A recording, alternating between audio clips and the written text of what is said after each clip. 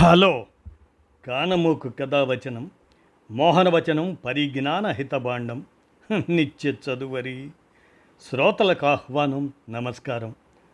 చదవదగునెవరు రాసిన తదుపరి చదివిన వెంటనే మరువక పలువురికి వినిపింపబూనిన అది ఏ పరిజ్ఞాన హితభాండమవుపో మహిళ మోహనవచనమై విరాజిల్లు. పరిజ్ఞాన హితభాండం లక్ష్యం ప్రతివారీ సమాచార హక్కు, తెలుసుకునే హక్కు సైతం జీవించే హక్కుతో సమానం. ఆ స్ఫూర్తితోనే ఇప్పుడు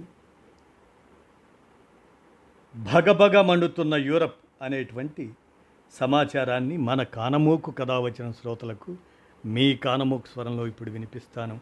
వినండి. భగభగ మండుతున్న యూరప్. ఇక వినండి.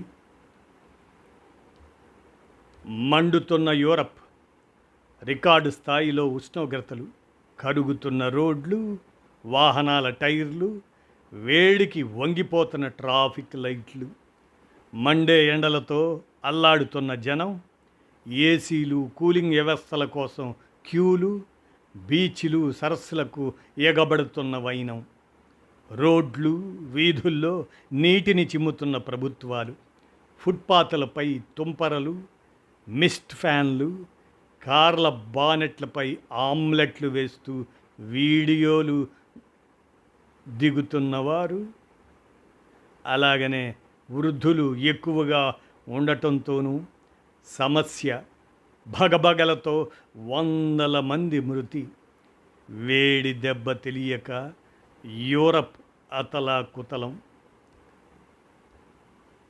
రికార్డు ఉష్ణోగ్రతలు, వందల మంది మృతి, కరుగుతున్న రోడ్లు, వాహనాల టైర్లు, వేడికి వంగిపోతున్న ట్రాఫిక్ లైట్లు, మండే ఎండలతో అల్లాడుతున్న జనం, బీచ్లు, సరస్సులకు ఎగబడుతున్న వైనం, కరుగుతున్న రోడ్లు, వేడికి వంగిపోతున్న ట్రాఫిక్ లైట్లు, రోడ్లకు అతుక్కుపోతున్న వాహనాల టైర్లు, వేగం తగ్గిపోయిన రైళ్ళు, రోడ్ల వెంట ప్రజలపై ఫైర్ ఇంజన్లతో నీళ్లు, వీధుల్లో ఎక్కడికక్కడ నీటి జల్లుల, అదే మిస్ట్ షవర్స్. ఇన్నాళ్ళు చల్లదనానికి చిరునామాగా నిలిచిన యూరప్లో ప్రస్తుత పరిస్థితి ఇది. ఎన్నడూ లేనట్లుగా తీవ్రస్థాయి ఉష్ణోగ్రతలు నమోదవుతుండటంతో యూరప్ దేశాలు తల్లడిల్లుతున్నాయి. చల్లదనం కోసం జనం అల్లాడుతున్నారు.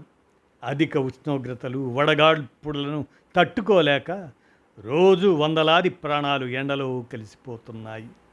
France, Germany, Spain, Italy, Portugal, Greece తదితర దేశాలు కుతకుతలాడుతున్నాయి. Denmark, Britain, Hungary, Romania, Poland, చెక్ రిపబ్లిక్, ఆస్ట్రియా, నెదర్లాండ్స్, డెన్మార్క్ తదితర దేశాలు ఉష్ణోగ్రతలతో ఇబ్బంది పడుతున్నాయి. వాహనాల బ్యానెట్లపై ఆమ్లెట్లు వేస్తూ ఎండ తీవ్రతను చూపుతున్న వీడియోలు వైరల్ అవుతున్నాయి. ఏటా మే మధ్య నుంచి ఆగస్టు వరకు ఈ దేశాల్లో వేసవికాలం ఉంటుంది. ఫ్రాన్స్, జర్మనీల్లో వేసవి సహా ఎన్నడూ 36 డిగ్రీలు దాటని ఉష్ణోగ్రతలు ఇప్పుడు ఏకంగా 44 డిగ్రీలుగా నమోదవుతున్నాయి. స్పెయిన్, పోర్చుగల్లోని కొన్ని ప్రాంతాల్లో 46 డిగ్రీల వరకు చేరాయి. వడదెబ్బలతో రోజు వందల మంది ప్రాణాలు కోల్పోతున్నారు. ఆసుపత్రుల్లో చేరుతున్న వారి సంఖ్య బాగా పెరిగింది. ఏసీల వినియోగం విపరీతంగా పెరిగింది. యూరప్ జనాభాలో వృద్ధులు ఎక్కువ. వారు వేడి తట్టుకోలేకపోతున్నారు. వీధుల్లో స్ప్రింక్లర్లతో నీటిని జల్లుతున్నారు. ఫ్రాన్స్, జర్మనీ సహా యూరప్ దేశాల్లోని చాలా పట్టణాల్లో పోలీసులు వాటర్ క్యానాన్ల ద్వారా రోడ్లపై, వీధుల్లో ప్రజలపై నీళ్లు వెదజల్లుతున్నారు. ప్రజలు సేదదీరేలా కీలక ప్రాంతాల్లో కూలింగ్ జోన్లు, తాత్కాలికంగా నీడనిచ్చే షెడ్లను ఏర్పాటు చేశారు.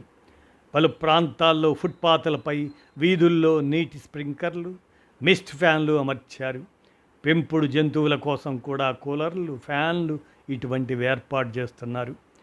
మరోవైపు చల్లదనం కోసం జనం బీచ్లు, సరస్సులు, హిల్ స్టేషన్లకు క్యూ కడుతున్నారు. దీనితో ఆయా ప్రాంతాలన్నీ కిక్కిరిసిపోయి కనిపిస్తున్నాయి. దీనికంతటికీ కారణం అట్లాంటిక్ వేడెక్కడం వల్లే వాతావరణ మార్పులతో పెరుగుతున్న భూతాపం, గ్లోబల్ వార్మింగ్తో పాటు అట్లాంటిక్ సముద్ర జలాలు సాధారణానికి మించి వేడెక్కడమే యూరప్లో ప్రస్తుత పరిస్థితికి కారణం అని వాతావరణ నిపుణులు చెబుతున్నారు. అధిక ఉష్ణోగ్రతలు, వడగాడ్పులతో జర్మనీ, గ్రీస్, స్పెయిన్, పోర్చుగల్, ఇటలీలలో కార్చిచ్చులు చెలరేగాయి. నదులు, జలాశయాల్లో నీటి మట్టాలు తగ్గిపోతున్నాయి. దీనితో నీటి సరఫరా తగ్గించి వినియోగంపై ఆంక్షలు విధించారు. అధిక వేడితో రైలు పట్టాలు సాగి వంగుతుండటంతో ప్రమాదాలు జరగకుండా రైళ్ల వేగాన్ని తగ్గించేశారు. జర్మనీలో ఎండల నుంచి ప్రజలకు ఉపశమనం కోసం వీధుల్లో వాటర్ గన్నులతో నీళ్లను చల్లుతున్నారు అధికారులు. అసలు వేడి దెబ్బ తెలియకే ఇదంతా.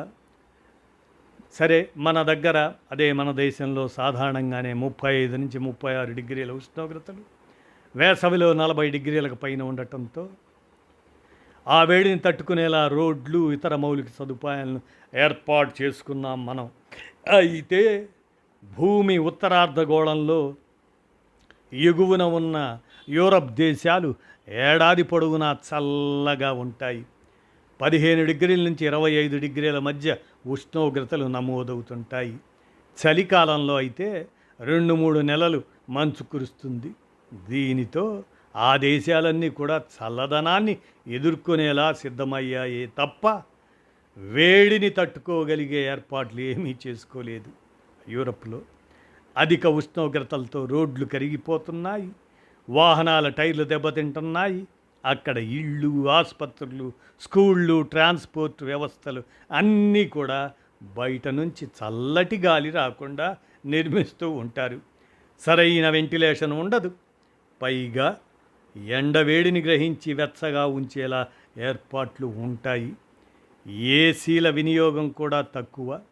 సుమారు 20% ఇళ్లలోనే ఏసీలు ఉంటాయని అంచనా.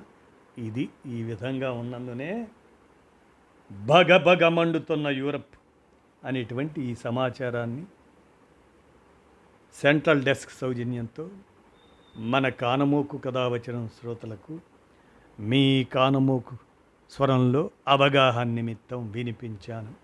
విన్నారుగా, ధన్యవాదాలు.